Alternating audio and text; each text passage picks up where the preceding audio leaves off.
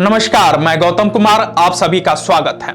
आज मैं आपके लिए इतिहास से जुड़ी एक ऐसी रोचक कहानी सुनाने जा रहा हूं जो बेहद आपको पसंद आएंगे। तो चलिए मेरे साथ कहानी के सफर में। सिंधु घाटी सभ्यता प्राचीन विश्व की सबसे महान और विकसित सभ्यताओं में से एक मानी जाती है। यह सभ्यता लगभग 3300 ईसा पूर्व से लेकर 1300 ईसा पूर्व तक भारतीय उपमहाद्वीप के उत्तर पश्चिमी क्षेत्र में फैली हुई थी।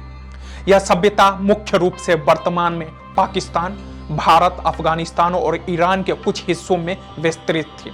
सिंधु घाटी सभ्यता को हड़प्पा सभ्यता भी कहा जाता है, क्योंकि सबसे पहले हड़प्पा नगर के अवशेष पाए गए थे। सिंधु घाटी सभ्यता के प्रमुख स्थल हड़प्पा, मोहनजोदारो, लोथल, कालीबंगा और धौलवीरा है। इस सभ्यता का नाम सिंधु घाटी इसलिए पड़ा क्योंकि इसका मुख्य केंद्र सिंधु नदी के आसपास था, जो आज पाकिस्तान और भारत में बहती है। सिंधु सभ्यता में नगर नियोजन अत्यधिक उन्नत था। यहाँ के नगरों में सड़क का जाल, जल निकासी का बेहतरीन व्यवस्था और पक्की दीवारों वाला घर होते थे। घरों में बर्तन, चूल्हे और स्नान घर भी थे, जो इस सभ्यता के उच्च स्तर की जीवन शैली को दर्शाते थे। इस सभ्यता की अर्थव्यवस्था कृषि, पशुपालन और व्यापार पर आधारित थी। सिंधु घाटी के लोग विभिन्न वस्तुओं का व्यापार करते थे, जैसे कि वस्त्र, धातु, गहने और कृषि उत्पाद।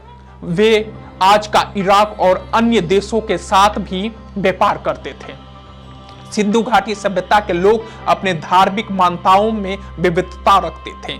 उनके धार्मिक प्रतीक में पशु पूजन और प्राकृतिक की पूजा की झलक मिलती है। मोहनजोदारो और हड़प्पा में मिले धार्मिक प्रतीक, जैसे कि पुरुष मुख, जो किसी देवताओं का प्रतीक हो सकता है, और अन्य मूर्तियां यहाँ संकेत करती हैं कि यहाँ के लोग धार्मिक थे। सिंधु घाटी सभ्यता का पतन एक रहस्यमय और विवादास्पद विषय है। इसके पतन के बारे में कई सिद्धांत दिए गए हैं। कुछ वैज्ञानिकों का मानना है कि जलवायु परिवर्तन और सूखा इस सभ्यता का पतन का मुख्य कारण है। सिंधु नदी का मार्ग बदलने और सूखा पड़ने से कृषि पर प्रभाव पड़ा, जिससे इस सभ्यता के लोग अपनी स्थिति बनाए रखने में असफल रहे।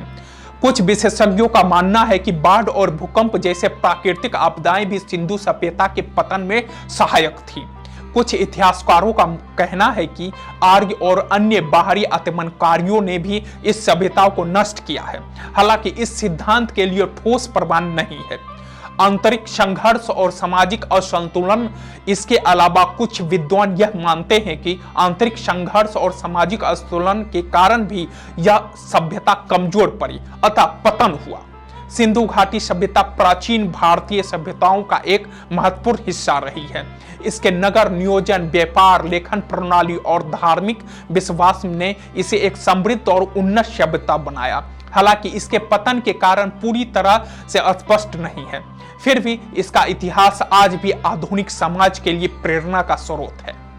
ऐसा ही और भी इतिहास से जुड़ी कहानियों को सुनने के लिए बने रहिए हमारे साथ। हम फिर मिलेंगे, तब तक के लिए सुरक्षित रहें। धन्यवाद। अधिक जानकारी और अपडेट्स के लिए हमारे YouTube channel one world news को सब्सक्राइब करें और नोटिफिकेशन को, बेल आइकन को दबाना ना भूलें।